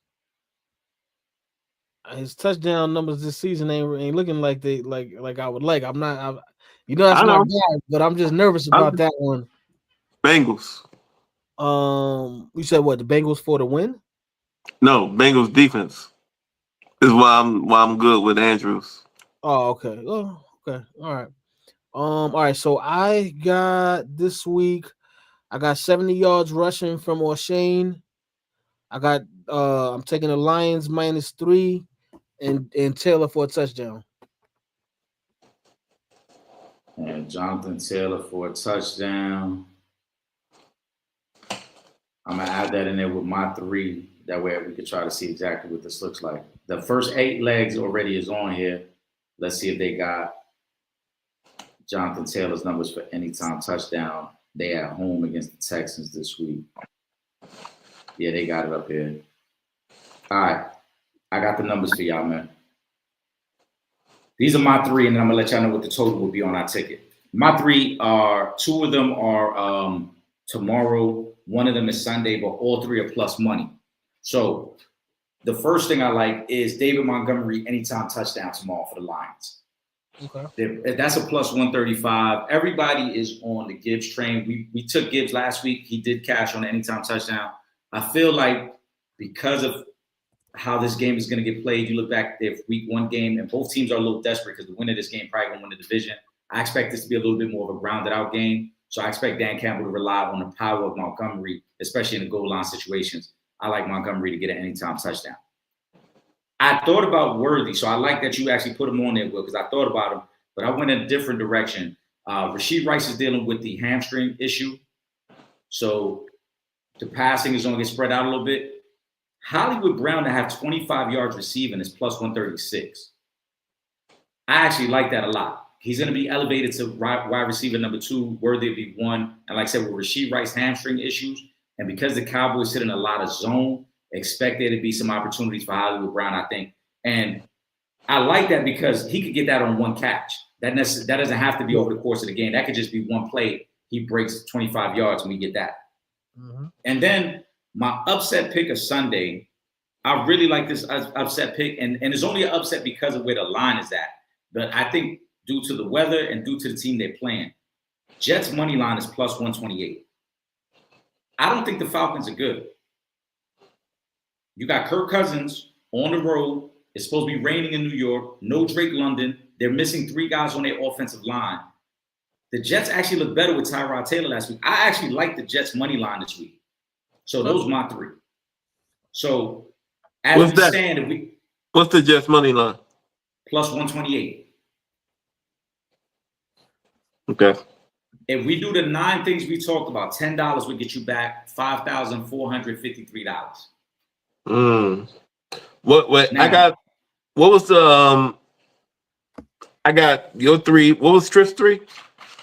Tripp has H.N. for 70 yards rushing. Miami H.N. versus the Saints. 70. He got the Lions minus 3, and he got Jonathan Taylor anytime touchdown. Now, And the Giants minus 3. Lions minus 3. Oh, the Lions minus 3. Okay. Yeah. Tripp, would you be willing? Because the Lions one to me is tricky. I like the Lions. Would you be all right with doing Lions money line as opposed to the 3? Yeah, that's fine. Or do you feel they're gonna dominate that game and cover that? I mean, I felt that they was gonna cover it, but I mean, if y'all want to take a money line on the parlay, that's fine. Because I really feel like this might be one of them games where they win like 21-20. All right, so then put a money line. So we going line straight up? Yeah, I'm thinking we should do line straight up. Just because it's Green Bay. It's a division rival. It's a short week for Detroit. Remember what I said to y'all? Detroit just played that overtime game. Yeah. Now they got a short week. They got the 1 o'clock. Because my concern is if they start off slow and then they win this game late, they might not cover the 3. 3 doesn't sound like a lot, but when you consider divisional opponents, yeah, it could easily be 23-21 and they just don't cover, but they win. Plus, Josh Jacobs is just coming back. Josh Jacobs is coming back. Yep. And that's that kind of injury on a short week. He could get hurt in the first half. So, all right. So we're gonna switch the Lions to money line as opposed to minus 3. Okay. Anything else we said tonight, y'all, that y'all want to check on? I'm a little nervous about the Montgomery because he hasn't scored a touchdown in like 3 weeks, but and he only scored 1 in his last 6 games. But he is an Eagle Scout, so I'm gonna let you rock on that one. Like I said, I like it because I know that for Detroit to win this game, they got to play a little bit more physical. Gibbs is going to get all the attention. So I think anytime they get in the red zone situations, they're going to give it to Montgomery. I think so I'm okay with that. I'm okay with that. What the fuck is this? So yeah, that's what I think. That's how I see it playing out for them. The only other, if I would it. The only one I was thinking about taking out was, and it wasn't the Andrews joint because the Bengals defense is so trash. I was worried about Christian Watson anytime. I was gonna ask you because Green Bay, it's tough to tell which receiver they featuring from week to week. Yeah.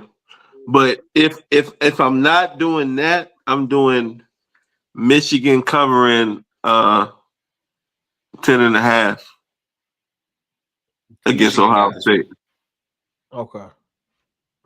Damn, that's Ohio a rivalry game though. 10 points, a lot of points in a rivalry game. That's why I'm covering Michigan. I got Michigan covering that. Yeah. O State's 10.5 point favorites. They in Michigan? At Michigan. Yeah, that's fair. And that's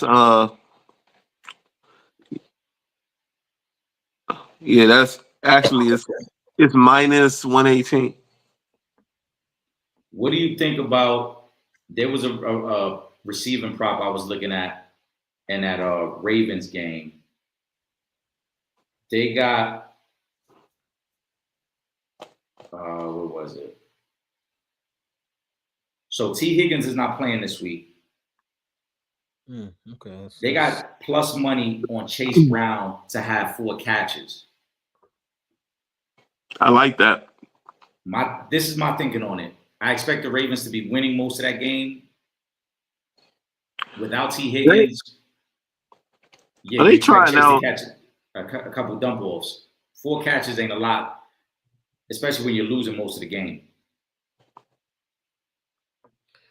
Let me pull this game up. Are they playing Burrow? Yeah. They're so dumb. They are. They're so dumb. Yeah, they I mean, and this is another reason why I like Chase Brown over 3 catches. This is last 3 weeks. He had 8 catches against the Bears. He had 6 catches against Pittsburgh. He had 2 catches against New England last week.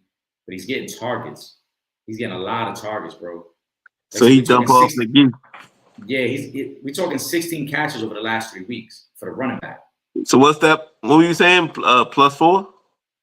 If over 3.5 catches, so basically 4 catches is plus 114. I like that. That's another one I was looking at too. Send the parlay, put it down. Yeah, I like that. Oh, good defense, eh? All right, so let's decide on the 9 we want to go with right now.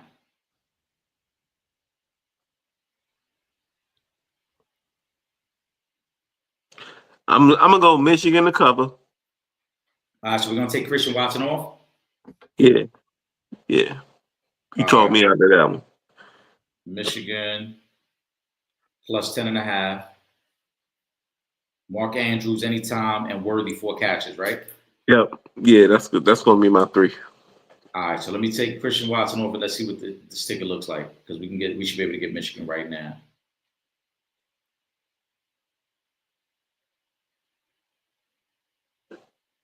What time they play on Saturday? Michigan. Hold up. Is that the late game? I got it. They play at 12 o'clock.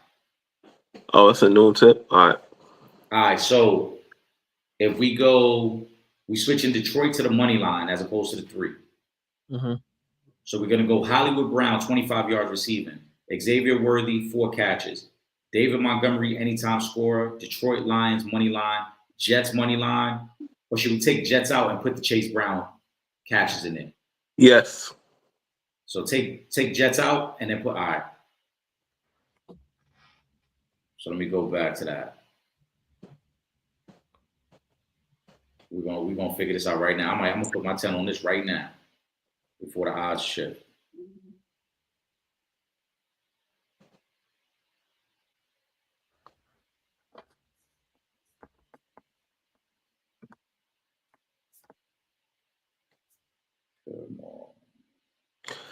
Hey, when you get your ticket in, send me a screenshot of that joint. I'll just put it in the same one. Gotcha. All right, here we go. So Hollywood Brown 25 yards, Xavier Worthy 4 catches, David Montgomery, anytime score. Detroit Lions, money line. Mark Andrews, anytime score. Chase Brown, 4 catches. Devin Achin, 70 yards. Jonathan Taylor, anytime touchdown. Michigan Wolverines, plus 10.5. If we put $10 on that, you get back $2,295.19. I'll take it. We good? We like it? Absolutely. Lock it in. Send it out, All Eric. right. That'll get a There we couple go. Christmas gifts. There we go. Guys, give me your final thoughts before we wrap up. Go ahead, Will. Man, happy Thanksgiving to everybody. I hope you all, can spend it with your family, get your grub on. You know what I mean? I hope nobody's working tomorrow. I know, it depends on the industry you're in, but I hope you can enjoy your time with your families.